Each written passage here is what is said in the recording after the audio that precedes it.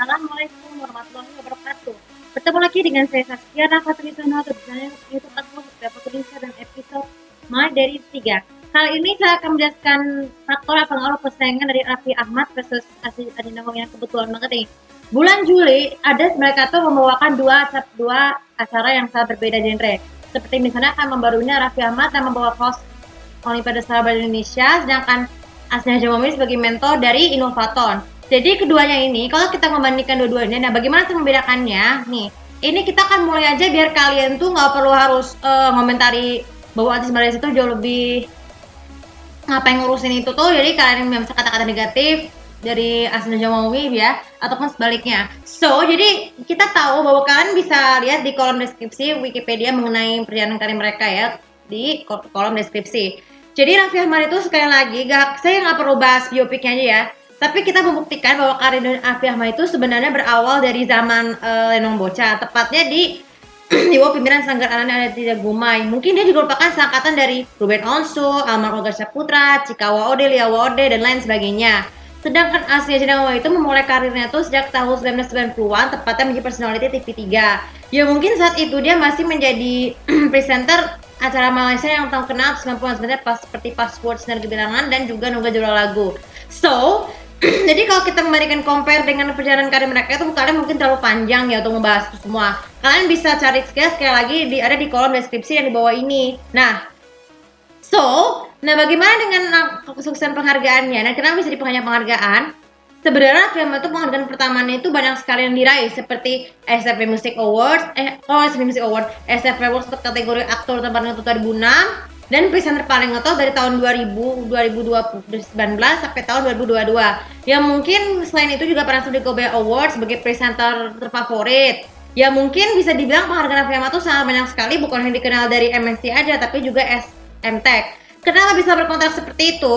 Kan seperti kita ketahui, kalian sudah tahu kenapa perjalanan mendapatkan kontrak antara TV, karena dia memiliki manajemennya yaitu Trans Entertainment. Sedangkan Hasri Nawawi juga sama seperti Raffi, bedanya ketika Raffi Ahmad menemui penghargaan di Panasonic Global Awards dan juga SFP Awards dan yang lainnya, nah Hasri Nawawi juga sama seperti Raffi, tapi bedanya dia mendapatkan gak betul-betul sebagai presenter pengacara TV populer dari periode tahun 2003 sampai tahun 2012.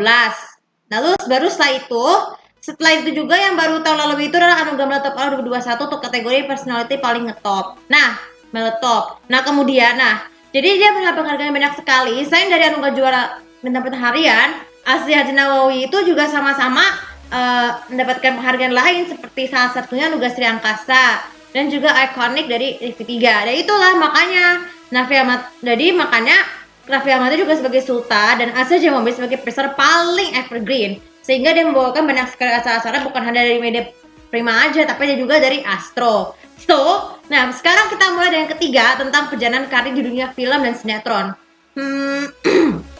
Mungkin kalau di sinetron Raffi sudah tidak ada diperlakukan lagi, terutama saat dia masih menjadi bagian dari MNC Group, ya tepatnya di satu televisi RCTI.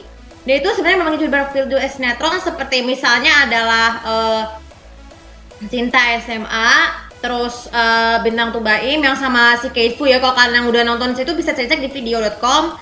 Terus juga ada Artis Sahabat, tapi merupakan dari dua-dua sebuah sinetron itu juga mengangkat karir panjang. Kalian bisa cari lagi di Wikipedia ya.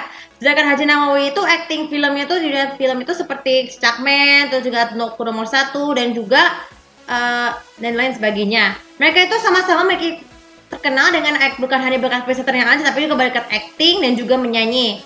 Ya memang dua-duanya itu kan sama-sama juga memiliki bakatnya menyanyi. Selain itu juga seperti satu contohnya lagi bukan Rahma Sinta ataupun di salah satu single Raffi Ahmad ya salah satunya, ataupun Profesor Klon milik Asnia Jenawawi dan juga Apo itu satu singlenya. Yang keempat di persaingan lain ini adalah versatil.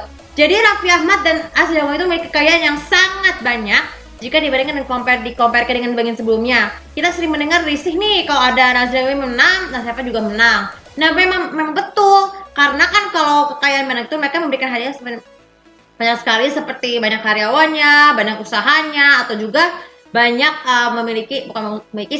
memiliki produk kreasi-kreasinya sendiri. Nah, tapi bedanya kan Raffi Ahmad itu kan memiliki rights management itu kan bisa membuat acara programnya sendiri ataupun broadcast. Sedangkan Azza Nawawi itu punya usaha yang namanya Koza Kosmetik, tapi nggak tahu mereknya apa. Tapi yang jelas mereknya itu bisa cepet terkenal.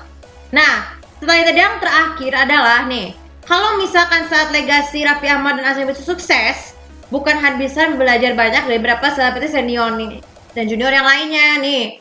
Jadi Raffi Ahmad itu juga memiliki rekan sesama artisnya yang bisa berpangkat sama seperti Ruben Onsu, Ben Kasyafani, terus Dani Mananta, Dika Pratama, terus juga dan yang lain sebagainya. Termasuk yang wanitanya Yuki Kato, Astrid Tiar, dan juga Natasha Germaine itu yang terbaru, dan juga Ayu Dewi. Jadi Raffi Ahmad itu juga bisa dikenal juga sebagai freestyle rajanya host di Indonesia.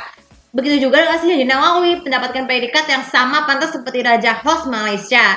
Sehingga dia menaungi presenternya bersama angkatan yang lain seperti Awasari, Azikusi, Seri Al-Hada, terus juga si Mizal, Azwan Hali, terus juga Ali Mazlin, terus ada Enedrus dan lain sebagainya. Nah, jadi kalau kita bisa kesimpulannya adalah persaingan mereka ini akan terus menerus sampai legasi karir mereka akan berpaling ke artis lain nih. Jadi Raffi Ahmad dan Azza Nawawi zaman sekarang ini sudah mulai harus terus menerus bersaing untuk merebutkan mereka. Jadi kalau kalian masih tinggal di Indonesia, jangan pandang Azza Nawawi itu gak sukses ya, karena biar bagaimanapun juga Indonesia dan Malaysia itu harus negeri serumpun. Kalian boleh mengidolakan artis Indonesia, boleh beda negara, asalkan gak boleh menjatuhkan kodrat artis orang-orang yang mengidolakan seperti Malaysia. Itu kan juga tidak baik, karena kita harus pasti mengidolakan orang pasti berbeda-beda. Selain yang diutamakan adalah Rasulullah SAW, itu adalah harus diutamakan selain yang lainnya ya. Oke, untuk pada kali ini juga bisa bermanfaat. Sekali lagi, kalau kalian mau melihat perjalanan karir dan biografi dari kedua presenter terbaik tersebut, kalian bisa cek di kolom deskripsi. Dan jangan lupa sebelah sosial media aku, komen dan kencang kursi lebih tahu bagaimana pendapat persaingan dari Raffi Ahmad dan Azza Nawawi menurut kalian sendiri. Terima kasih. Assalamualaikum warahmatullahi wabarakatuh.